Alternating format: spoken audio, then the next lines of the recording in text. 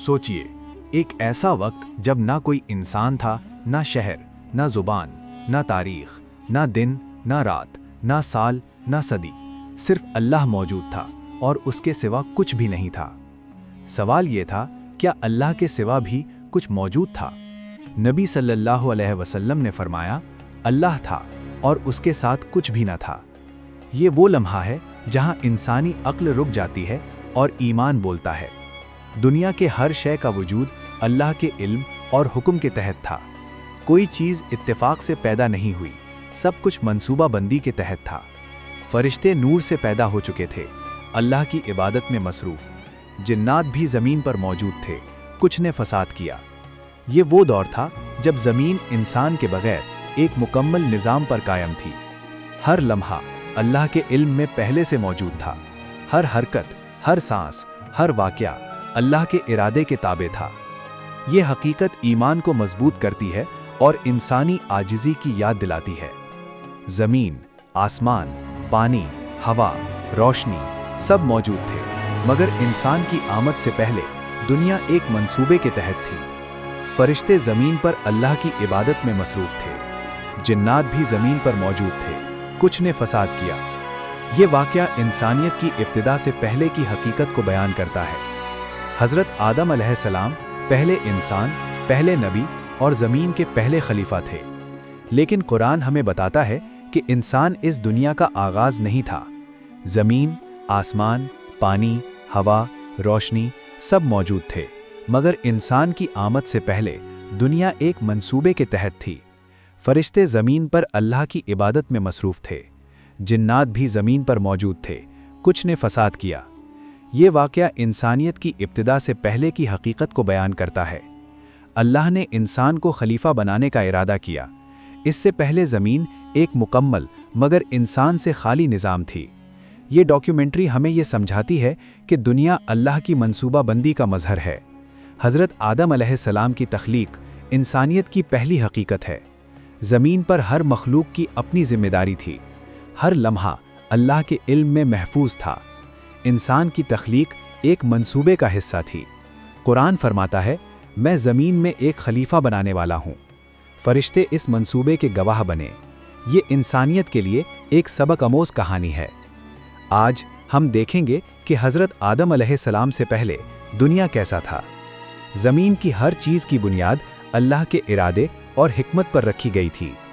हज़रत आदम अलैहिस्सलाम से पहले न ज़मीन थी, न आसमान, न दिन, न रात, न वक्त। सिर्फ अल्लाह मौजूद था और उसके सिवा कुछ नहीं था। ये वो दौर है जहाँ हर चीज़ अल्लाह की कुदरत के तहत थी। नबी सल्लल्लाहु अलैहि वसल्लम ने फरमाया, जब अल्लाह के सिवा कुछ न था, उसने अपनी ज़ात में सब कुछ जाना। इंसानी अक्ल यहाँ रुक जाती है और ईमान बोलता है। ये वो लम्हा है जब कायनात का तसव्वुर अल्लाह के जहन में था। हर चीज़ मंसूबा बंदी के तहत बनाई जा रही थी। हर लम्हा, हर सांस, हर वाक़या अल्लाह के इल्म में पहले से मौजूद था। फरिश्ते भी उस वक्त अल्लाह की इबादत में मसरूफ़ थे। कुरान में ज़िक्र है, और फरिश्ते जो अल्लाह के हुक्म से हरकत करते हैं, ना कोई कुछ पूछता है और ना तुम्हारा इल्म है। ज़मीन और आसमान के बगैर सिर्फ अल्लाह की कुदरत की रोशनी थी। ये वक्त कायनात की बुनियाद रखने का था। ये लम्हा हमें याद दिलाता है कि अल्लाह के सिवा कोई हाकिम नहीं। हर चीज़ उसकी कुदरत और हिकमत के ताबे थी। इंसान के आने से पहले दुनिया एक मुकम्मल मंसूबा बंद कायनात थी। ये हकीकत ईमान को मजबूत करती और इंसानी आजिज़ी की याद दिलाती है। अल्लाह ने सबसे पहले कलम को पैदा किया। कलम को हुक्म मिला, लिखो। इस कलम ने क़यामत तक होने वाली हर चीज़ लिख दी। हर इंसान, हर लम्हा, हर फैसला अल्लाह के इल्म में पहले से मौजूद था। दुनिया किसी हादसे का नतीजा नहीं थी, बल्कि मंसूबा बंदी का नतीजा थी। हज़रत आदम अलैहिस्सलाम के आने से पहले सब कुछ तहरीर में महफूज था।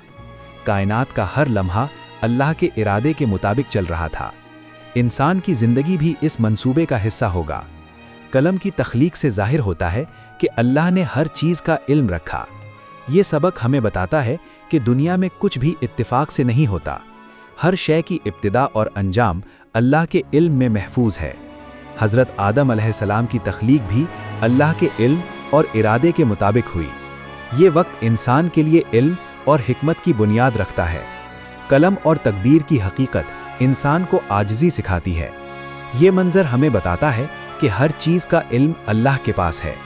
دنیا کی ہر شے اللہ کی منصوبہ بندی کا مظہر ہے۔ زمین، آسمان، فرشتے اور جنات سب منصوبے کے تابع تھے۔ انسان کے لیے زمین تیار تھی۔ حضرت آدم علیہ السلام سے پہلے فرشتے نور سے پیدا ہو چکے تھے۔ ان کی زندگی کا مقصد صرف اللہ کی عبادت تھی۔ قرآن میں ذکر ہے، فرشتے اور وہ سب جو آسمان اور زمین میں ہیں اللہ کی عبادت کرتے ہیں۔ کوئی غرور یا تکبر ان میں نہیں تھا۔ ہر لمحہ اللہ کے حکم کے مطابق حرکت کرتے۔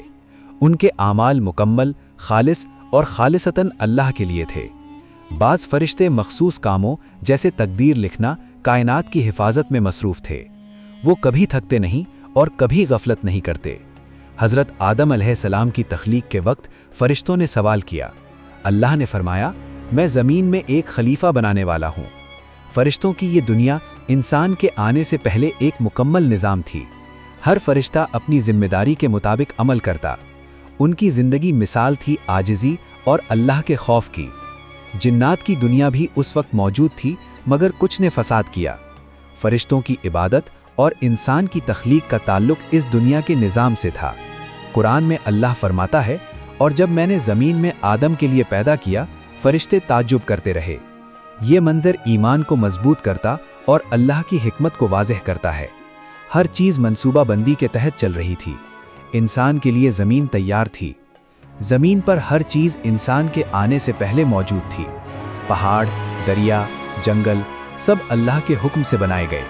زمین کے ہر گوشے میں زندگی کے امکانات رکھے گئے تھے۔ قرآن میں ذکر ہے، اور زمین کو اس کے لیے وسیع بنایا اور اس میں ہر چیز پیدا کی۔ ہر درخت، ہر پودا، ہر جانور اللہ کی حکمت کا مظہر تھا۔ زمین کے پانی، ہوا اور روشنی سب انسان کے لیے مہیا تھے۔ کائنات کے نظام میں ہر شے کی جگہ اور حدود مقرر تھیں۔ سورج اور چاند کی حرکت زمین کے نظام کے مطابق تھی۔ زمین پر زندگی کے وسائل انسان کے لیے پہلے سے تیار تھے۔ جانور اور پرندے پہلے سے موجود تھے۔ زمین کی حفاظت اور توازن میں مصروف۔ یہ سب انسان کے آنے کے لیے منصوبہ بندی کے تحت تھا۔ اللہ نے زمین کے ہر گوشے میں نظم اور ترتیب رکھی۔ زمین کی ہر چیز انسان کی زندگی اور تجربات کے لیے سبق آموز تھی۔ زمین پر انسان کے آنے سے پہلے یہ سب نظام مکمل اور مستحکم تھا۔ یہ منظر ہمیں بتاتا ہے کہ ہر نعمت اور ہر قدرتی مظہر اللہ کے حکم کے تابع ہے۔ انسان کی تخلیق زمین کی منصوبہ بندی کا حصہ تھی۔ زمین پر ہر شے انسان کے آنے سے پہلے اپنی جگہ اور حدود میں تھی۔ یہ حقیقت ایمان کو مضبوط کرتی اور انسانی عاجزی کی یاد دلاتی ہے۔ حضرت آدم علیہ السلام کو مٹی سے پیدا کیا گیا اور اللہ نے ان میں اپنی روح پھونکی۔ قرآن میں ذکر ہے، ہم نے انسان کو مٹی سے پیدا کیا اور اس میں اپنی روح پھونکی۔ ان کی تخلیق انسانیت کی شروعات تھی۔ فرشتوں نے اس تخلیق پر تعجب کیا، لیکن اللہ کا حکم لازم تھا۔ حضرت آدم علیہ السلام زمین کے پہلے خلیفہ اور نبی تھے۔ اللہ نے انہیں علم اور فہم عطا کیا تاکہ زمین پر عدل قائم ہو۔ قرآن میں ہے، اور ہم نے آدم کو سب نام سکھائے تاکہ وہ سمجھے۔ انسان کی تخلیق زمین پر اللہ کی حکمت کا مظہر تھی۔ زمین کے ہر گوشے میں انسان کے لیے وسائل اور سبق موجود تھے۔ حضرت آدم علیہ السلام کی تعلیمات نسلوں کے لیے مشعل راہ بنی۔ ان کی اطاعت اور عاجزی اللہ کی قدرت کو ظاہر کرتی ہے۔ شیطان نے تکبر کیا اور نافرمانی اختیار کی۔ قرآن میں ذکر ہے، شیطان نے آدم اور اس کی نسل کو گمراہ کرنے کا وعدہ کیا۔ شیطان کی نافرمانی اور انسان کی اطاعت آج بھی سبق آموز ہے۔ حضرت آدم علیہ السلام کی مثال آج بھی انسانیت کے لیے مشعل راہ ہے۔ انسان کو ہمیشہ عاجزی اور اطاعت اختیار کرنی چاہیے۔ یہ منظر ایمان اور حکمت کا درس دیتا ہے۔ ہر شے اللہ کی منصوبہ بندی کے تحت ہے۔ زمین، آسمان، فرشتے اور جنات سب منصوبے کے تابع تھے۔ حضرت آدم علیہ السلام کی تخلیق انسانیت کی پہلی مثال ہے۔ علم اور حکمت کے بغیر زمین پر زندگی نامکمل ہے۔ انسان کو زمین پر اللہ کے احکام کے مطابق عمل کرنا